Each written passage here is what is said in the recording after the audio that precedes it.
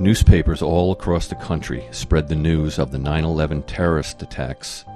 It's war, America's darkest day, and the day our nation saw evil. September 11th, 2001 is the day that changed America forever. I'm Matt Slater, supervisor of the town of Yorktown. 2021 marks the 20th anniversary of the deadliest attack ever to take place on American soil. We will hold a candlelight vigil here at this gazebo in Shrub Oak, just like we have done every year. The gazebo is dedicated to the memory of 5 individuals: Patrick Dennehy, Simon Dedvukash, Paul Fiore, Alan Friedlander, and Barry McKeon. All of these souls were lost on September 11th, 2001 at the World Trade Center. At 8:46 a.m., American Airlines Flight 11, with 92 people aboard, crashed into the North Tower of the World Trade Center, plowing into floors 93 through 99. Flame and an awful lot of smoke from one of the towers of the World Trade Center. My heavens, this is just happened to this. Pouring out. This gas goes from one side of the building practically all the way to the other. 17 minutes later, at 9:03, United Airlines Flight number 175, traveling at a speed of 590 miles per hour, crashes into the south face of the South Tower. The airliner went through floors 77 through 85, killing all on board instantly. Explosions, followed by smoke and flames, sent people covered in gray dust running for their lives. New York City police and firefighters raced inside the buildings.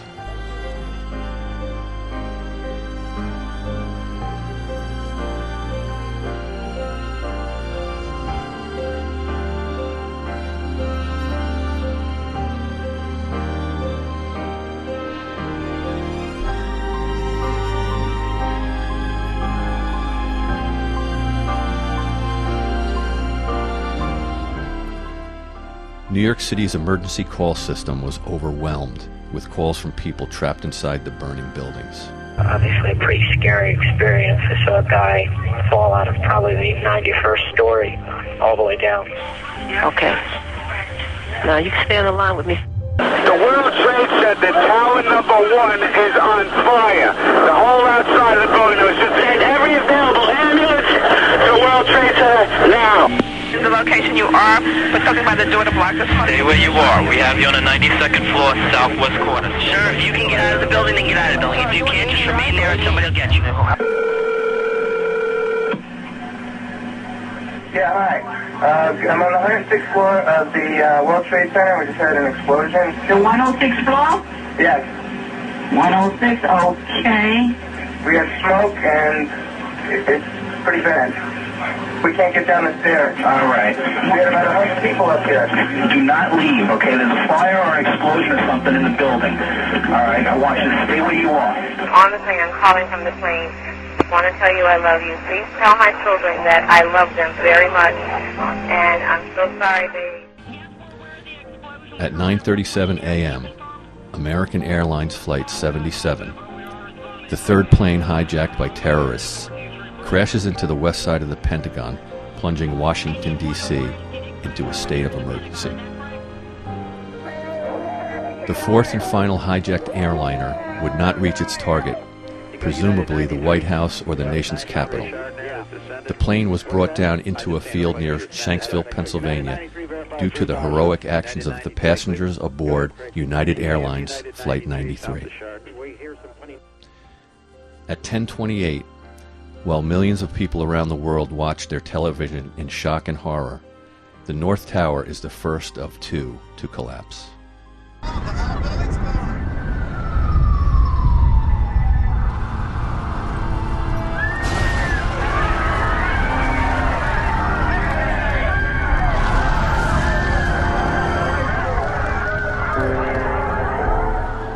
The top floors collapsed down. I saw it blow and then ran like hell. Thank God 69, but I can still run. There's got to be firemen trapped back there, though. Retired New York City Deputy Police Chief Jay Kopstein. I was on the exit ramp from the FDR to City Hall when the first plane hit. The initial response for police, fire, EMS, bus drivers, traffic enforcement agents, is life safety. When you look at the pictures, you see people running from the scene and the like, and there were victims in the building. You see them jumping out of the windows and the like. But then you see people running towards the cops, the firemen, the EMS people, court officers and the like. You look at that and you know in your heart the odds are against you. Nobody anticipated the catastrophic collapses.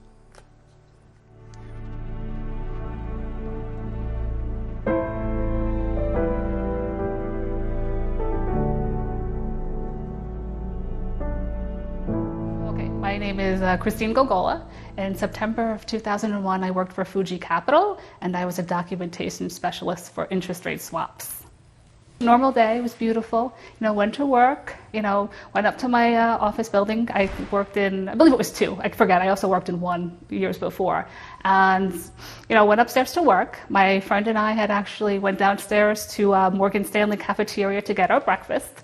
That's when we saw lots of paper flying down from the building, and wasn't sure what it was. Thought it was like a FedEx plane hit the building. They never made you believe that it was anything serious. So my friend at the time, he was in the '93 bombing. I was still in school. He's like, "Can we please go back upstairs and get my wallet?" So we went back upstairs to our office building. That was something I wish we never did, because our desks were right across from the other tower. You saw the people jumping. Because they were 93rd floor, we were, I think I was 80 or 81, don't remember, it's been 20 years. And you saw them jumping. Then we basically went, got his stuff, kind of got out of there as quick as we can, went to the 78th floor, that was the elevator hub at the time, to get down to the lobby. Mm-hmm. All of a sudden, we were standing there for a few minutes, it got a really loud noise, went dark, the plane must have hit, and I remember I kind of fell to the floor, and I remember, when I got up, it's kind of scary. There's a dead man next to me. I thought it was my friend, almost panicked, but luckily he was a couple feet from me. They said we were 10 out of 200 who made it off the floor. I mean, I was lucky. I came off with stitches here and a few various other ones all over. We walked down 78 flights of stairs, through the concourse, up the escalator to the Marriott. I remember we actually even waited a few minutes for the ambulance to take us to St. Vincent. I didn't even see the buildings fall. I was in St. Vincent before they even fell. My name is Gregory Bell. On September 11th, 2001, I was working across the street from the World Trade Centers at 1 Liberty Plaza. I didn't know what it was. It was a huge explosion. Happened so quickly. The building announcer, PA announcer, asked everybody to evacuate our building. I evacuated along with everyone else. Got down to Broadway, our street. There was just a commotion there, a lot of just emotion. Nobody knew what to do. We were told to either start to walk up Broadway uptown, or either to head to the Brooklyn Bridge. I decided to head uptown toward Grand Central Station. I got to City Hall a couple of minutes later, and I met up with a group of people, and I talked to them. I told them that I worked across the street at 1 Liberty Plaza, and I had just gotten to my office, logging onto my computer, and we just heard a frightening noise, just this awful boom, shake our building. And it was a couple of seconds later, we heard this noise in the distance, just like a house of cards falling, and we turned around, and in horror, just saw this this once magnificent building fall. I didn't know if I would make it off Manhattan alive that day. Started to walk. I believe I was in the Village at that point, and remember I got to, there was a cafe, and I remember the cafe owner brought out a radio, and he set it on a crate outside, and a group of people, including myself, gathered around. He had the news on, and we listened to the news, and that's when we first heard about the plane that had hit the Pentagon. Engine 101, did it crash over there at the Pentagon? Is that correct? We're looking for confirmation on the location. The other plane that had crashed in Shanksville in Pennsylvania. 3 verified 350. United 93, Cleveland. Go ahead, Frankie. Do you have United 93 south of Shark? We hear some funny noises. We're trying to get him. Do you have him? No. And that's when it just hit me. I was like, you know what? This might be it for me. I don't know if I'm going to make it home alive. Anthony, you okay? Yeah. Oh my God. Oh my God. Watch out.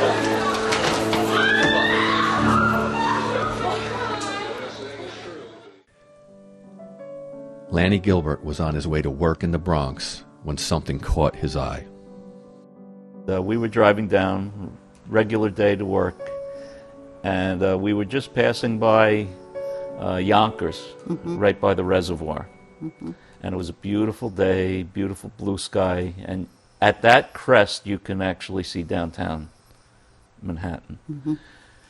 And everything was clear except all of a sudden we saw, just for a split second, we saw a cloud around the World Trade Center, a white cloud.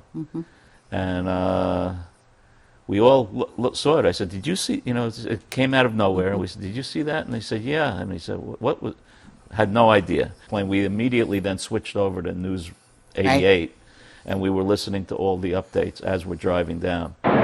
We have something that has happened here at the World Trade Center. We noticed flame and an awful lot of smoke from one of the towers of the World Trade Center. My heavens, this is just happened within pouring out. This gas goes from one side of the building practically all the way to the other. We had seen a fireball, and I can tell you it appears tower number 2, at least from our vantage point, appears to be unaffected. This appears to be entirely in tower number 1. We got down near about entered into the Bronx around Fordham Road, and all of a sudden all you could hear were emergency vehicle sirens and things like that on the Deegan as we're driving and riding parallel to us. And there was actually 2 school buses full with police officers. And I said, my God, this is really, something significant is going on. I walk into my boss's office and we said, okay, there's something going on, something significant, obviously. And by that time, the second plane hit. By the time we knew that the second plane had hit, we knew we had to take action. We knew we had prisoners. Generally, the Bronx courthouse has about 150 prisoners coming in from Rikers Island. We did not want to become a jailhouse for how long. So we basically said, okay, we're going to have to turn back all the buses coming from Rikers Island. So coordinate that. So I was on the phone dealing with those coordinating that. Then we knew we had jurors coming in for trials. We had judges. We had our whole staff. We had about 450 employees in the courthouse in the building. So and we had jurors coming in, and we knew we had to turn them around and let them go home. We had a plan by about 9:30. Okay. We knew we had to evacuate the building. Linda Cooper was supervisor of the town of Yorktown on September 11th, 2001.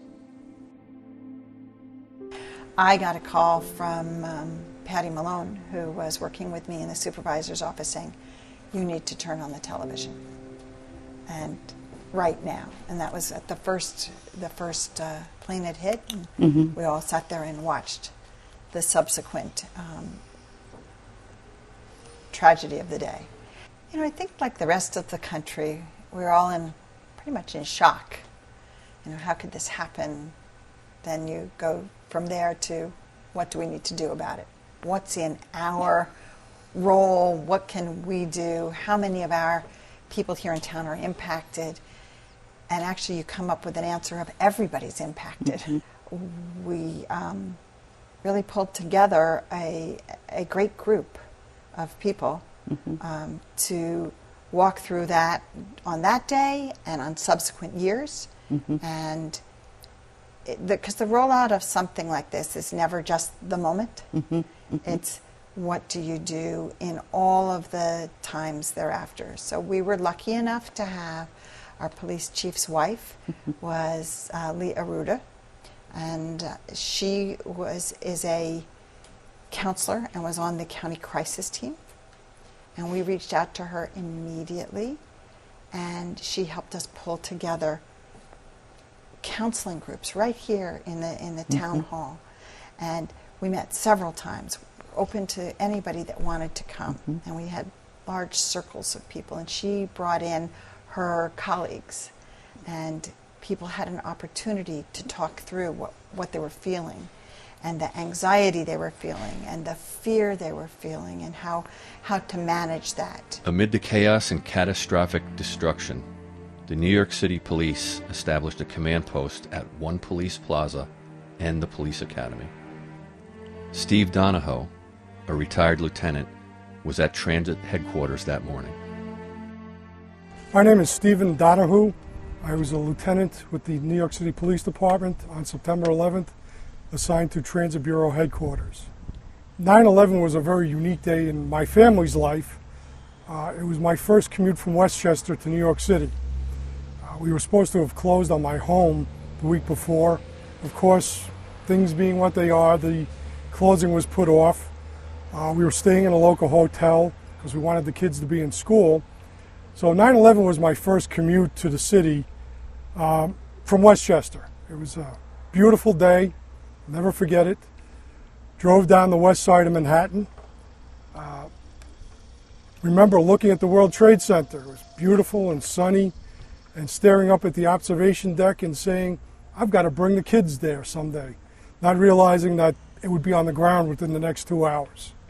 I was sitting in my office, and I got a call that to go to the Rail Control Center with the Transit Authority right away because a small plane had hit the World Trade Center. So I quickly put on the news, and I looked at it and I said, that's no small plane and that's no accident. Once again, ladies and gentlemen, due to a plane crashing into the World Trade Center, until further notice, for the following service changes, all W trains will operate to 36th Street only. A call came in through the New York City Police Department Operation Division to order all trains be halted and evacuated, and that was kind of, a shocker because that normally doesn't happen. I went up to the police academy. He was there, the mayor was there, the governor was there. I was in several meetings with them. It was very surreal. The mayor, the governor, Governor Pataki, Mayor Giuliani, looked like ghosts. They were covered in that dust from head to toe. It was just completely shocking when I got there. You couldn't see. I took it upon myself to, by now there was lots and lots and lots of response, to start walking up West Street to see if I could find people with light trucks because it was getting dark and we couldn't see. And I walked a few blocks, and off to my side I found probably about a half a dozen Con Edison trucks that were light trucks. And I brought them down and got them to set up their lights around the pile. We were missing 2 transit officers from the NYPD, Ms. Suarez and Ellis. I did not know Mr. Ellis. Suarez, for days, I was like, I know him. And a couple of days later, I walked into my chief's office, and on his desk, he had copies of their ID cards. And Suarez, I was one of his first sergeants when he came on the job in the 80s in the transit police. So, you know, it just became very, very personal at that point in time. My name is Kevin Burns. I was an NYPD sergeant on September 11, 2001. Tell me what happened that day. Well, I just moved into Yorktown about a week earlier. We just bought our first house, and my wife was actually an NYPD sergeant also at the time. And she was on maternity leave, but she chose that day to go back to work. One thing I remember specifically is as I was going into Queens, which is where I was working at the time, I was the only person going over the bridge in that direction. Everybody else was going in the other direction. When we got there, I got to the office in Queens, we were kind of on standby mode for a little while, and the towers had already fallen by this point. I went down later that night to Ground Zero, and it was like a scene from a movie set. It's like nothing I'd ever seen before, and it really looked like a movie set. It was all lit up, and it was just chaos at that point. It was smoke. It was, you know, it's really hard to describe, but it was mostly smoke. There was dust all over the place. You know, people were handing us masks, which I don't think really did much of anything at the time. I just want people to remember that 9/11 is still happening. You know, just in the last month, I've been to wakes and funerals for just in July alone, 3 of my friends who I worked with have died since 9/11. I know more people who died after 9/11 than actually died on 9/11, and it's continuing. My father being one of them. He was one of the first ones to die after 9/11, like 3 years after. And we didn't even attribute it to 9/11 at the time, but the fire department came and told us later, yeah, he was on the pile a good number of hours. The town of Yorktown is known for its incredible spirit of service and amazing generosity. Our very own police officers from the Yorktown Police Department traveled down to New York City on that fateful day to help with traffic control. And John and Mary Semmel were among the first Red Cross volunteers to arrive at Ground Zero. Yes, we were down there. Yes, this was a very devastating time for all of us. The heroes were there. We saw them. We served them. We did everything we could, but we never did enough. My name is Jackie Sullivan, and I was a lieutenant in the FDNY EMS division, and I was out at the academy on 9/11. Most of the senior officers' phones started going off, and somebody said, a plane just hit the World Trade Center. And everybody was looking around saying, well, wait a minute, it's a beautiful day. You know, it had to be a Cessna. And then we looked towards the World Trade Center, we saw nothing but a column of thick black smoke going for miles. And somebody said, that's not a Cessna. And then all of a sudden the doors opened in the academy, and the instructors all came out and said, everybody inside right now. Everybody get in here right now. I was given the keys to a FDNY van, and we were ordered to go down to the quartermaster, and we were ordered to get bulletproof vests. They handed out the vests quickly, and when we go to the academy, we bring all our equipment with us. Our, PPE, we call it, personal protective. So we got all that stuff out of our cars, we threw it in the van, and then along with the captain, Joe Puzo, who was with me, we went down there. And we had about 9 people in the van, and we responded down there. And I remember getting on the Long Island Expressway heading into the Queens Midtown Tunnel, and I was following an engine company, a squad, 288, through the tunnel. And all the tractor trailers, all the traffic was parted. It was all on the right and left side of the road, and we had a clear shot through the tunnel. The tunnel was obviously closed at this point because of the attacks. Got out onto 2nd Avenue, went south on 2nd Avenue to 14th Street, made a right on 14th over to West Side Highway. Made the left, and that's when the first tower came down. As we were walking towards the North Tower, or the second tower, it came down. We walked towards the towers. We didn't know who we lost. We didn't know who was missing, and we had no radio communications. All our radios were dead. We could communicate one person to another person, but we had no way of knowing if anybody was trapped. We had no way of knowing what was going on. To be quite honest with you, when we got down there, there was so much fire, smoke, dust, and the smell you'll never forget. You'll never forget. Pulverized concrete, fire. It was just, you really, I remember the 10 of us, or the 9 of us were standing there, and we were just staring. Nobody said a word to each other. We were just staring at this unbelievable, catastrophic event. And I thought to myself, I spent 12 years in the Navy. I never went to combat. I come home, and I'm in New York, and here I am at a war zone. A lot of firefighters and EMS people and police officers, both Port Authority and NYPD, a lot of them weren't working. They went down there to help, like anybody would do. And so we didn't, even though there's a roster of who's working that day, they may have not been, people who weren't working that day may have been in there. And that's how we started to think,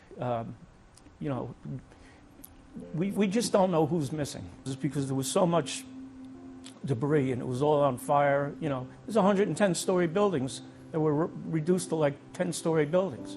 And all of that stuff was burning underneath there. Volunteer firefighters from the Yorktown Heights Engine Company No. 1 and the Mohegan Lake Fire District were among the first firefighters to augment New York City's fire department. Martin McGannon is past chief of the Yorktown Heights Engine Company No. 1. We got dispatched through the fire department to the Bronx. We actually met down in Westchester County Fire Training Facility, and I got deployed with that county hazmat team. We actually were sitting on I guess it would be the Bruckner overpass, and watched one of the other buildings come down. A lot of companies got deployed to different fire stations to the scene. Mostly at that time, FDNY was the only ones on the scene, and New York City Police Department, and whatever other city agencies were there. They used us for relocations and fill-ins and stuff. Christopher Gravis was in college on September 11, 2001. He was also training to be a dispatcher for Westchester County. Today, he is chief of the Mohegan Lake Fire District. I got to the fire station after class was canceled about 11 o'clock in the morning. So we went down on September 13th. The smells, burning jet fuel, concrete dust, just dust everywhere, just utter destruction. Vehicles burning, vehicles crumbled, the building crumbled, just awe. I was retired from NYPD, but I was Assistant Security Director of Mercy College campuses. Naturally, when we heard it at the college I was working, I had to stay there first, due to the fact that we had 5 campuses. We had to get everybody situated. We had dorms, we had everything like that. So we had to get that situated first. Then when I came home, they called us to come to the firehouse. I came over here. And that was the experience I had the first day. We were on standby, waiting to be called to wherever we were going to be assigned. Tom Stretz has been with the Mohegan Lake Fire District since he was 20 years old. Down there, you're seeing people's offices passed in buckets, as you're on the bucket brigade. Anything from pieces of desk, computer disks at the time, rubble. I mean, you're looking through and trying to find any piece of remains to try and give some families closure. The buildings were crumbled. Then I had the opportunity to help with the bucket brigade, and I was very scared because we didn't know what the situation was going, because we were like sitting ducks there, because we could have been under attack at any time, because there was no level of security whatsoever. It was like everybody was out there for themselves. So if anybody wanted to hurt us again, we were sitting ducks there. So we were at the bucket brigade. At the time we were there helping, there was numerous explosions going off, numerous clouds of black smoke. I had my mask on for protection. All of our guys had our masks because we brought masks. And they told us that the cars that were being blown there was the cars that were parked underneath the buildings in the garage. Yes. There was huge voids. They had the rescue dogs, and there was times that we were told the dogs were going down to rescue people, and they never came back up because the voids were so deep that they fell through those voids and they would never. So we were afraid as we were climbing over the beams, and that was another thing. There were so many hazard conditions there. Not just the smoke, the fumes, but the sharpnels and the beams, the steel, pieces of rebar, concrete, the sharp that that would tear to your skin or your gear, and cause serious harm to your body.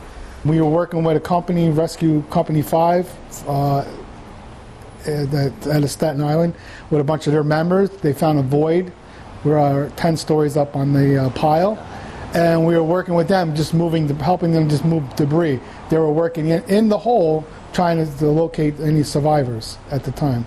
They found an arm of a victim, and at that time there was a massive exiting of people on the West Side Highway over on top of the pile, and they thought one of the other buildings were going to collapse. Also, we walked around the Battery Park, and you could see that people ran for their lives. They left their pocketbooks, they left their shoes in the delis that we were walking around. It was massive destruction. As soon as I seen it happen, I knew we were going to go. Once I seen the first building collapse, I knew we were going to get involved with it so much, because that's a really, really big incident. We're there to help people. That's what our job is. No matter if you're career or volunteer, we're here to help. Well, at the time, I was managing Applebee's in the Cortland Town Center, and I was helping out in the kitchen with the setup, helping the cooks out, and I got a phone call from my wife, who was driving to work. And she was like, turn on the news. I was just listening to the radio, and they said that a small plane crashed into the World Trade Center.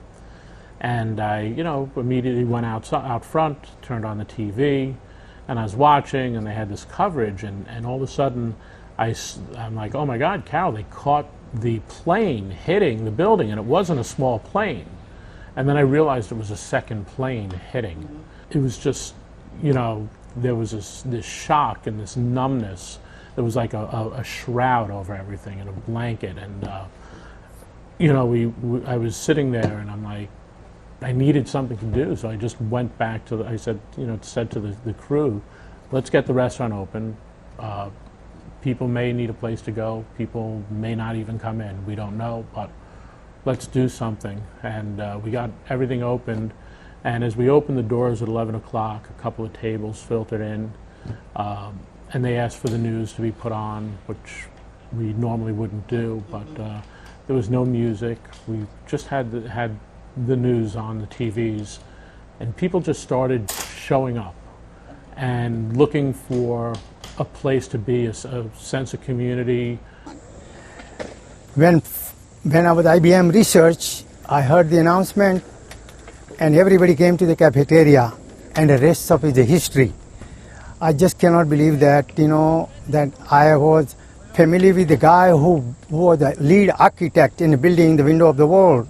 And then, second time, it's just unbelievable, really. And at the same time, my children listed to attend the West Point Military Academy, and they served in Iraq and Afghanistan. And I'm very proud of this community, and thank the nation that we are all together. Freedom is not free, and God bless the United States. And I was teaching DARE, the DARE program in the elementary schools in Lakeland and Yorktown, Central School District. I remember I was in the teacher's classroom, and all of a sudden the custodian walked in, and he says, "Vince, I need to see you." He goes, "Yeah, you need to come with me." Okay. So I thought, there was attempted break-in over the weekend or something or whatever. He took me down into his dungeon at the school, and there was a TV playing. And he says, "You got to see this." And I'm looking at the flames and what was going on. I'm like, oh boy. And I immediately checked my pocket pager, because I was wondering why the department hadn't paged me or something. So I said, all right, I got to call headquarters. And I called in. And I went into the principal's office, and I let him know, he knew. And he told me we were going to kind of keep this on the down low. We didn't want the children upset. And I said, oh, yeah, I understand. They were pretty glad to have a police officer in the building at that point in time. And I taught the program as, as neat, regular, normal day.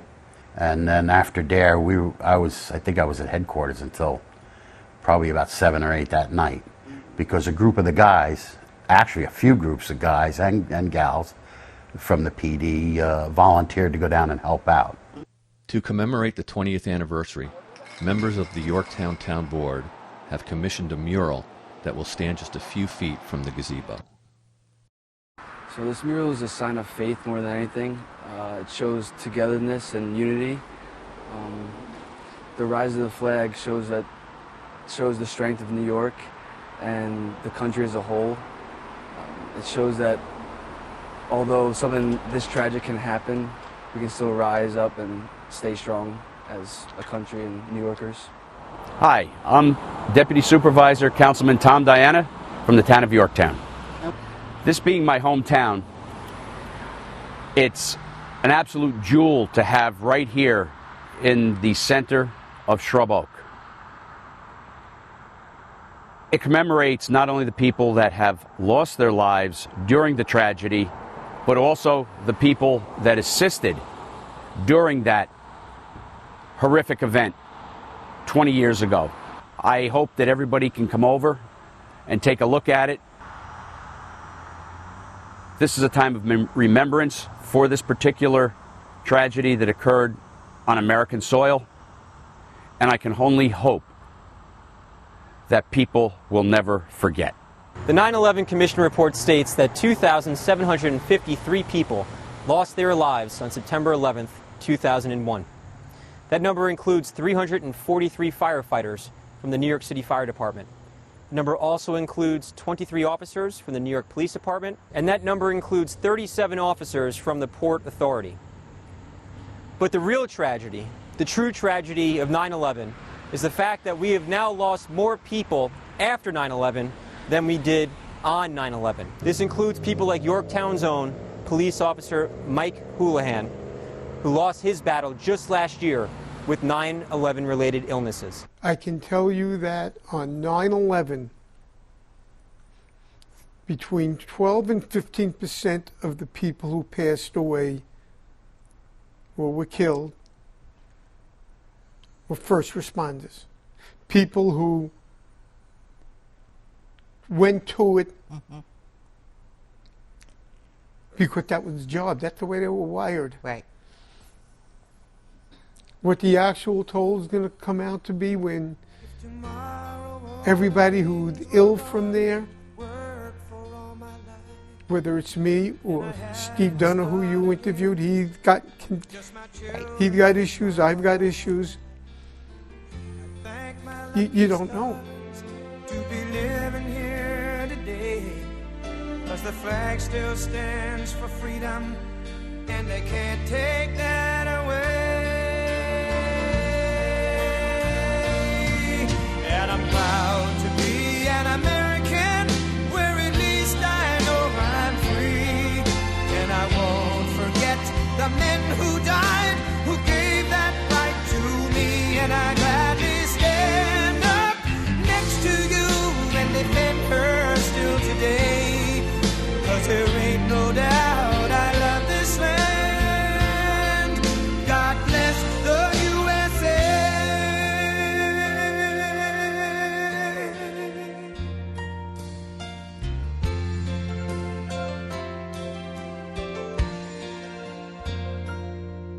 From the lakes of Minnesota to the hills of Tennessee, across the plains of Texas, from sea to shining sea, from Detroit down to Houston and New York to LA, where there's pride in every American heart, and it's time we stand